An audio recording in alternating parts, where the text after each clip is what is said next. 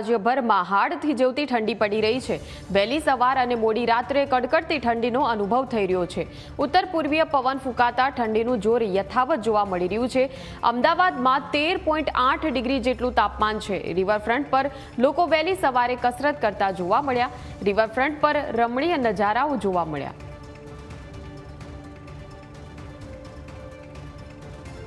સંવાદદાતા મિહિર આપણી સાથે લાઈવ જોડાઈ ગયા છે। મિહિર, કડકડતી ઠંડીનો અનુભવ થઈ રહ્યો છે લોકોને અત્યારે, અને જે પ્રકારે માહોલ જે છે ઠંડીનો, ઠંડકનો, આ 3 દિવસ હજુ પણ યથાવત રહેશે તેવી આગાહી છે। ત્યારે હાડ થીજવતી આ ઠંડીમાં વહેલી સવારે લોકો રિવરફ્રન્ટ ખાતે પહોંચી રહ્યા છે કસરત કરવા માટે, સ્વાસ્થ્યની જાળવણી માટે।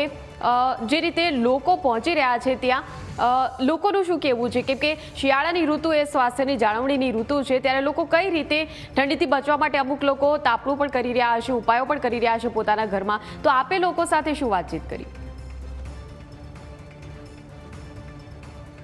બિલકુલ મયુરી, જે પ્રમાણે અત્યારે હાલમાં અમદાવાદમાં જે ઠંડી છે, હાડ થીજવતી ઠંડી છે, ક્યાંક ને ક્યાંક જોવા મળી રહી છે। લઘુત્તમ તાપમાન છે તે 13.8 ડિગ્રી સુધી છે તે ગગડી પડ્યું છે। અત્યારે હાલમાં જે પ્રમાણે રિવરફ્રન્ટ ખાતે આપણે ઊભા છીએ ને જે પ્રમાણેના નજારાઓ આપ પોતે અત્યારે હાલમાં નિહાળી રહ્યા છો। લોકો છે તે પોતે વહેલી સવારથી જ અહીંયા કસરત કરવા માટે આવતા હોય છે। લોકો છે તે પોતે પોતાના મિત્ર સાથે, પોતાના જે પાર્ટનર હોય તેમની સાથે અહીંયા આવતા હોય છે। સવારના જે રમણીય દ્રશ્યો હોય છે તેને માણતા હોય છે, અને સાથે જ ઠંડીની જ્યારે ઋતુની વાત હોય અને રિવરફ્રન્ટની વાત હોય ત્યારે ચોક્કસથી વહેલી સવારથી જ આપણે દૃશ્યો છે તે આવી રીતના જોવા મળતા હોય કે લોકો છે તે કસરતને પ્રાથમિકતા આપતા હોય ને ક્યાંક ને ક્યાંક જે પ્રમાણે વહેલી સવારથી જ તે જે સુંદર અને સ્વચ્છ વાતાવરણમાં અહીં પહોંચતા હોય છે। ચોક્કસથી હમણાં જે પ્રમાણે છેલ્લા ઘણા દિવસોથી અમદાવાદમાં ઠંડી છે તેનું જોર ક્યાંક ને ક્યાંક વધતું જતું જોવા મળ્યું છે, જેને લઈને ઘણા બધા સિનિયર સિટીઝન્સ સાથે જ તે ઘણા બધા યુવાન યુવતીઓ પોતે અહીંયા આવે છે, પોતે ઠંડીની મજા માણે છે। અને ક્યાંક ને ક્યાંક અહીં આપણી સાથે એક કાકા છે, તેમની સાથે પણ વાત કરીશું। શું નામ છે આપનું? અકબર અલી મૂસા। કેવો માહોલ છે, કેવી મજા આવે છે વહેલી સવારે ઠંડીમાં?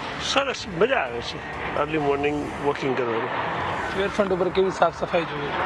સાફ સફાઈમાં ઘણા પ્રોબ્લેમ છે, પણ હવે સરકારી તંત્ર છે એટલે બધું ચાલતું હોય છે। ઠંડીને લઈને શું કહેશો? કેવું વાતાવરણ છે? કસરતને લઈને લોકોને શું મેસેજ આપવા માંગશો? હેલ્ધી એટમોસ્ફિયર છે ને લોકોએ આવવું જ જોઈએ બહાર, અને ઘરમાં ગાડલા પડ્યા રહેવાથી કે મતલબ નથી।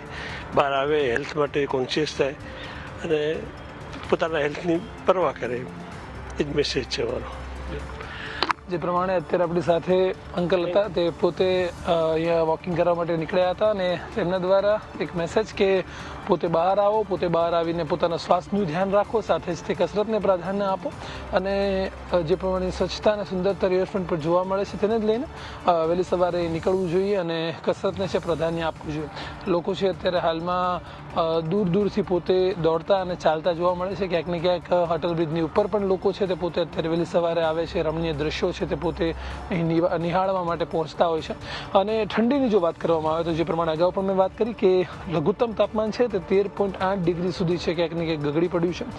ડિસેમ્બરમાં એવી રીતે વાત કરવામાં આવતી હતી કે શિયાળો આવી ગયો છે, પરંતુ અમદાવાદમાં ક્યાંક ને ક્યાંક શિયાળાને લઈને ઠંડી જેવી હોય તેવી જોવા નથી મળી રહી, પરંતુ વર્ષ બદલાયું અને જાન્યુઆરીનો આ મહિનો, જેમાં 1 જાન્યુઆરીથી જ તે ઠંડી છે તેને ધીરે ધીરે જોર પકડ્યું, અને અત્યારે હાલમાં અમદાવાદમાં ખૂબ જ વધારે પ્રમાણમાં ઠંડી છે તે વહેલી સવારે અને મોડી રાત્રે છે તે જોવા મળતી હોય છે। ક્યાંક ને ક્યાંક દિવસભર પણ લોકો પોતે સ્વેટર અને મફલર બાંધેલા હોય તેવી રીતના દ્રશ્યો છે તે અમદાવાદના રોડ રસ્તા ઉપર જોવા મળતા હોય છે।